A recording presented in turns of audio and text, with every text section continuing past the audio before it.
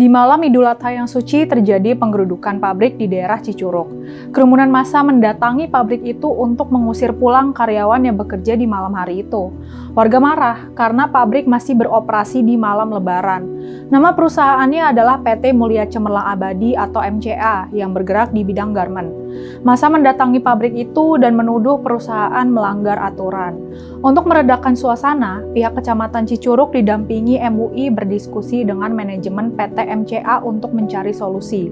Akhirnya, manajemen mengizinkan ratusan karyawan dipulangkan untuk kembali bekerja sesudah libur Lebaran.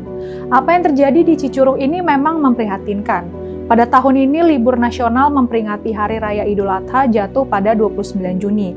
Tapi, pemerintah juga menetapkan tanggal 28 dan 30 Juni sebagai hari cuti bersama. Namun bagi perusahaan swasta, 2 hari cuti bersama ini bersifat opsional.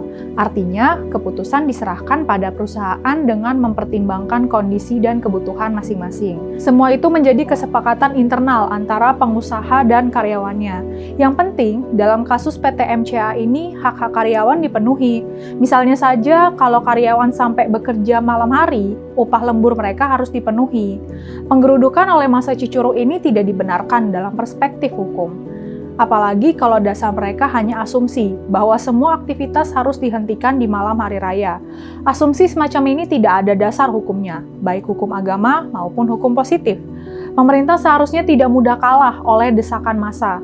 Bila ini dibiarkan, perusahaan tidak akan bisa beroperasi secara optimal agar bisa bertarung secara kompetitif di pasar.